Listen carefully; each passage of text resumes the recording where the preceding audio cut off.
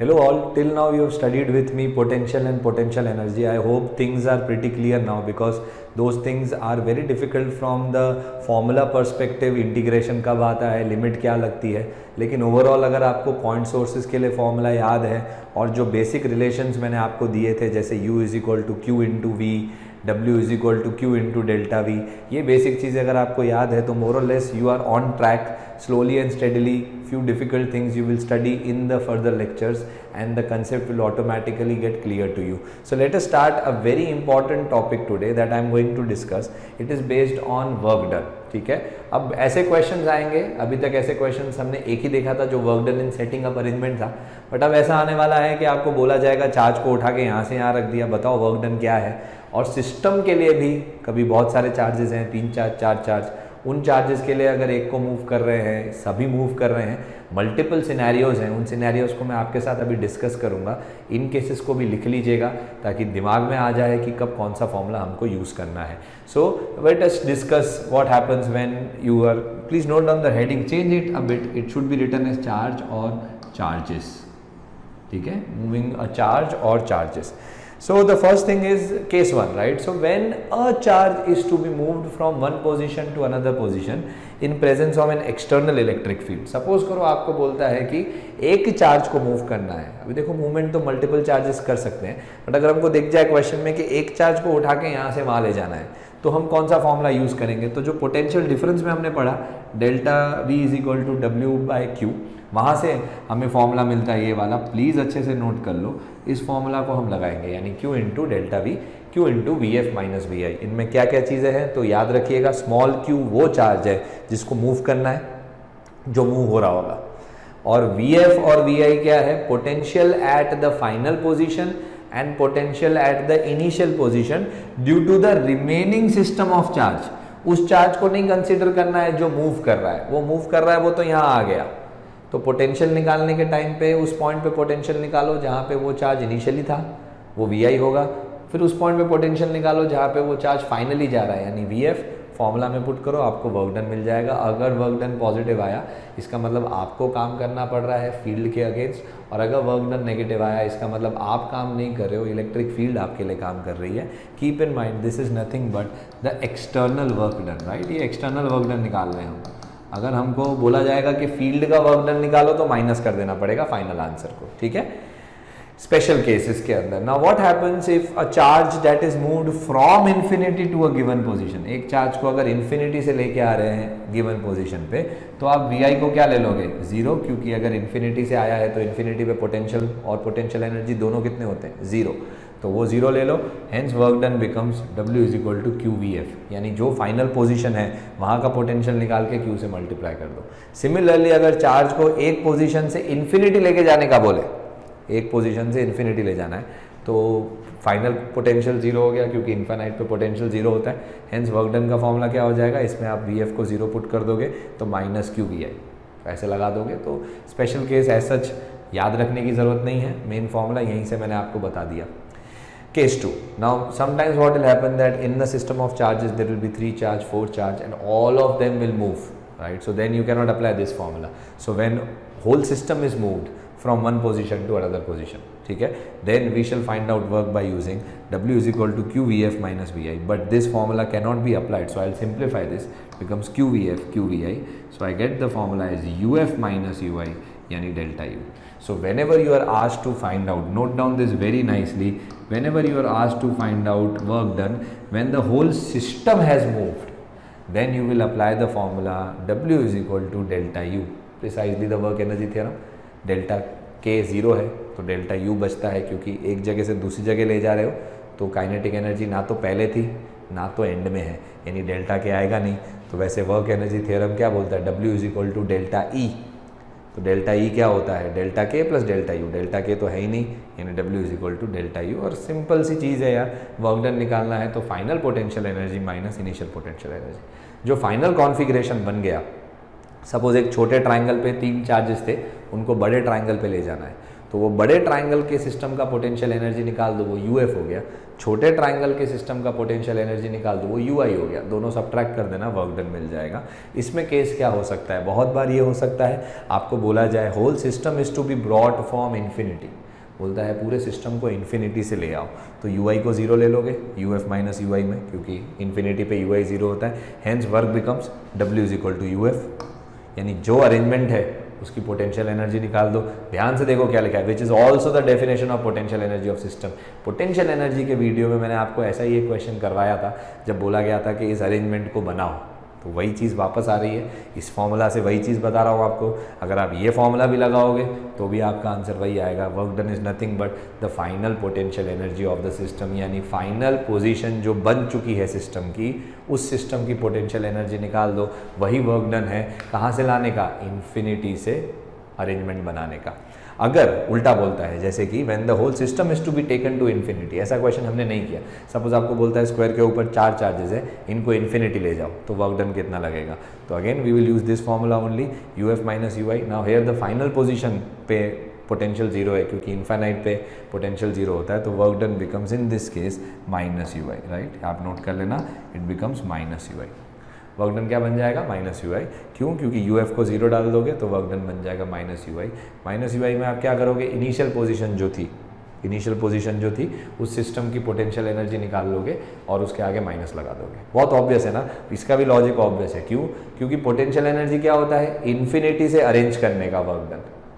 तो अरेंज करके इनफाइनाइट पे ले जाने का, यानी डी अरेंज करने का वर्क डन क्या होगा, नेगेटिव, यानी सिस्टम की पोटेंशियल एनर्जी करके माइनस कर दो। समझ में आ रहा है। अगर आपको 30 जूल लगे सेटअप बनाने में, तो सेटअप को इनफाइनाइट पे भेजने के लिए कितना वर्क डन लगेगा, minus 30 joules. This is how the logic comes. और basically if you remember this formula also you will be able to solve the answer. Even if you don't understand the logic, you will get the answer easily. So basically what I have tried to tell you is these two cases are the only cases that you will get in exam, wherein you are one charge is moving in the question or when the whole system is moving. So be careful which formula to use when. Let us see some questions and try to understand how to apply these type of formulas. So let's start.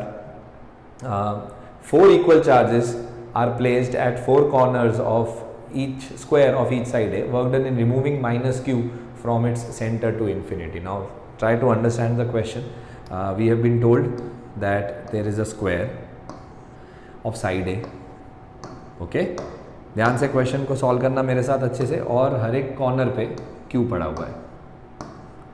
बोलता है कि बीच में एक charge है, centre पे एक charge है minus q, ये O बोल देता हूँ। इसको यहाँ से लेके जाना है, कहाँ ले जाना है, इन्फिनिटी पे ले जाना है, तो कितना वर्क डन लगेगा। Now try to recall the formula. So this is a case when one charge is getting move, so I will use the formula W is equal to Q delta V, यानी Q VF minus VI। Now try to see what is VF। So you are going to take this charge to infinity, so final point is infinity. Infinity पे इनकी वजह से potential कितना होगा, infinity पे किसी भी चार्ज की वजह से पोटेंशियल कितना होता है, 0। इनिशियल पोटेंशियल यानी इनिशियल पॉइंट क्या है, तो इनिशियल पॉइंट O है, तो VO, ठीक है। और ये Q कितना है, तो ये Q कौन सा होता है, this Q is nothing but charge to be moved. ध्यान देना, चार्ज टू बी मूव्ड। तो ये कितना है, किसको मूव कर रहे हैं, माइनस Q को मूव कर रहे हैं, तो ये माइनस Q। तो यहाँ से मुझे पहला स्टेप मिला, work done is equal to QV0। देखो माइनस में भी आ सकता था, प्लस में भी आ सकता था, माइनस आया है। क्यों माइनस आया मैं आपको बताता हूँ, आप खुद सोचो। प्लस आया है मैं आपको बताता हूँ।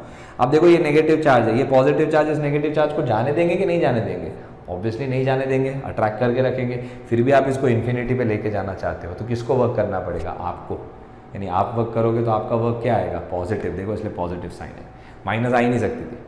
अगर सपोज करो यहाँ पे प्लस क्यू होता, यहाँ पे प्लस क्यू होता, अब प्लस क्यू को आपको इन्फिनिटी पे लेके जाना है, क्या ये प्लस क्यू उसको भेजना चाहेंगे कि नहीं भेजना चाहेंगे, खुशी खुशी भेजना चाहेंगे। तो उस केस में आपको मेहनत नहीं करनी है, इलेक्ट्रिक फील्ड मेहनत करेगी। उस केस में यहाँ पे ऑटोमेटिकली फॉर्मूला जब सॉल्व करते हैं आंसर माइनस आ जाता, अभी वाला आंसर हमारा प्लस आएगा। तो ये चीज़ है ना आपको सीखनी है कि क्वेश्चन को देखते ही आपको बहुत बार आइडिया आ जाता है कि वर्क डन पॉजिटिव आने वाला है कि नेगेटिव आने वाला है, क्योंकि आपको सोचना है कि आपको काम करना पड़ेगा कि नहीं करना पड़ेगा। करना पड़ेगा तो पॉजिटिव आएगा, नहीं करना पड़ेगा तो नेगेटिव आएगा। अब बच गया V0, वी नॉट यानी मुझे पोटेंशियल निकालना है ओ पे. Again I will try to make you recall that you do not consider this charge because this charge is already been considered है. सो ओ पे आपको पोटेंशियल निकालना है ड्यू टू रिमेनिंग चार्जेस. तो ओ पे पोटेंशियल कितना होगा? Again it is a very simple question. So potential at O, since potential is same due to all charges, I will make it 4 times K Q. आप देखो option में के का नहीं है तो के को लिख देते 1/4 pi epsilon not Q upon distance. What is the distance? So I think all of us know a by root 2. So it is a by root 2. So I get 4 goes with 4. Root 2 goes up. So I get root 2 q upon pi epsilon naught a. This is the potential at O due to the 4 charges. So work done becomes very obvious. Work done becomes root 2 q square upon pi epsilon naught a. This is the work done. Root 2 q square pi epsilon naught by a. The answer is third option. This is how we are going to solve. So this is an example of when a charge is moved from one point to another point. You can try to solve one question for me and tell me what answer you will get. If the question would have been to moving it from O to a point which is a midpoint, which is A. Think about this. अगर इसी charge को हमको ऐसे move करके लेके जाना पड़ता, कौन से चार्ज को? माइनस क्यू को. तो आप मुझे सॉल्व करके बताना कि वर्क डन कितना होगा. So it will be just a good exercise. In that case V F will not be zero. Potential at A will also be required. तो ए पे आप पोटेंशियल निकालोगे चारों चार्जेस की वजह से, फॉर्मूला में पुट करोगे तो आंसर आपको ऑटोमेटिकली मिल जाएगा. So I hope you are clear with this question. An example when only one charge was moved. Again a question in which we are supposed to find out the work done in moving it from C to D. ठीक है, एक charge है Q3, ये Q3 है. इस Q3 को हमको कहाँ से ले जाना है? C से D ले जाना है, यानी ये रास्ते पे ले जाना है. दिख रहा है आपको डायग्राम में? ठीक है. और A और B और C सब चार्ज की वैल्यूज हमको दी हुई है. मैं डायग्राम एक बार रीड्रॉ कर देता हूँ ताकि आपको समझ में आ जाए एग्जैक्टली क्या गिवन है. तो यहाँ पे एक चार्ज जो है वो Q3 है. तो मैं Q3 नहीं बनाता क्योंकि उसको हमको मूव करना है, वैसे भी ऐसे लेके जाना है. ठीक है, वो Q3 को ऐसे ले जाना है. Q3 की वैल्यू कितनी है? तो Q3 की वैल्यू है -1 microcoulomb. This is the charge to be moved. तो ये 80 सेंटीमीटर दिया हुआ है और ये तो लंबा है. ये कितना होगा? देखो ये आर्क है तो ये 80 है तो ये भी 80 सेंटीमीटर होगा. लेकिन दूसरा चार्ज 80 पे नहीं है, दूसरा चार्ज B पे है. B यहाँ पे है कहीं पे. सॉरी मैंने डायग्राम गलत बना दिया. ओके, सो ऐसे कुछ डायग्राम है. ये आर्क है. ओके, और ये वाला पॉइंट है B. यहाँ पे कितना चार्ज पड़ा हुआ है? तो यहाँ पे है -4 माइक्रोकूलम. -4 माइक्रोकूलम. ओरिजिन पे कितना चार्ज पड़ा हुआ है? तो ओरिजिन पे है 2 माइक्रोकूलम. और ये डिस्टेंस जो दिया हुआ है हमको यहाँ से लेके B पॉइंट तक का, यानी AB, it is given to us as 60 centimetre. So I hope you are clear with the question. See very nicely, this is Pythagoras के वजह से 100 centimetre, which is very obvious. So try to see what we are supposed to find out. It is again a question based on one charge is moved. So how do I find out the formula? So formula will be Q into delta E, any Vf minus Vi. Now put the values very nicely. Q is the charge to be moved. So it is -1 microcoulomb. So -1 into 10 to the power -6. Vf is the potential at the final point. Final point is D. So Vd. Initial point is C. तो Vc. इसको solve करना है. तो मैं इसको equation number 1 दे देता हूँ. पूरा क्वेश्चन सॉल्व नहीं करता हूँ, आप लोग सॉल्व कर लोगे. मैं आपको पोटेंशियल्स निकाल के दिखा देता हूँ. Vc पे पोटेंशियल कितना? Vc यानी ये पॉइंट पे पोटेंशियल कितना? ध्यान से देखो. तो potential due to A at point C कितना होगा? तो K यानी 9 into 10 to the power 9. Q what is the charge? 2 into 10 to the power -6 upon R what is the distance? 80 centimetre. 80 centimetre को लिखेंगे 0.8 plus what is the potential at C due to charge Q2? ये Q2 charge है -4. So it will be K 9 into 10 to the power 9 Q -4 into 10 to the power -6 upon R. Now what is the distance of point B from C? It is 100 centimeter. So it is 1. On solving this you will get the potential at C. C का potential मिल जाएगा. फिर आएगा D पे potential, यानी final पे. D पे potential इसकी वजह से कितना है? 2 माइक्रोकूलम की वजह से. तो again if you see the distance does not change because देखो ये आर्क मारा था ना, तो C पॉइंट का डिस्टेंस भी 80 था, तो D पॉइंट का डिस्टेंस भी 80 है. तो D पॉइंट पे भी पोटेंशियल सेम रहेगा, यानी 9 into 10 to the power 9 into 2 into 10 to the power -6. Distance अभी भी कितना ही है? 0.8. क्यों? क्योंकि आप आर्क में लेके गए ना, तो डिस्टेंस पॉइंट A से चेंज नहीं हुआ है. B की वजह से कितना है? तो वो हो जाएगा 9 into 10 to the power 9 into -4 into 10 to the power -6. अब डिस्टेंस बदल गया. ये 60 है, ये टोटल 80 है, तो D पॉइंट का B से डिस्टेंस कितना होगा? Very obvious, it is going to be 20 centimetre, so it is going to be 0.2। ये हो गया आपका इक्वेशन नंबर 3। मैं रेकमेंड तो नहीं करूँगा पूरा सॉल्व करने के लिए, क्योंकि हमें तो डिफरेंस चाहिए VD और VC का, तो इसको इसमें से सब्ट्रैक्ट कर दो, तो ये टर्म तो सीधा कट जाएगा, बाकी ये माइनस ये करके इधर वैल्यू पुट कर दोगे तो आपको वर्क डन मिल जाएगा। Wonderful question, a very good question and a very important method. You need to understand how to solve questions when one charge is to be moved. I hope you are clear. Let's see further. So with this we come to an end of the questions which are based on work done. I would have liked to take one more such type of question. I am giving it to you, you try to solve it on your own, and with that we will end this lecture. I have not taken it in the PPT. Let us say that there is a triangle. So this is a triangle and the charge on each triangle, I am trying to keep the question simple for you. So the charge on each triangle is, let us say, Q, and the side is 2A. I have been asked to find out the work done in moving these 3 charges to another triangle. एक और triangle, उस triangle पे हमको इनको rearrange करना है.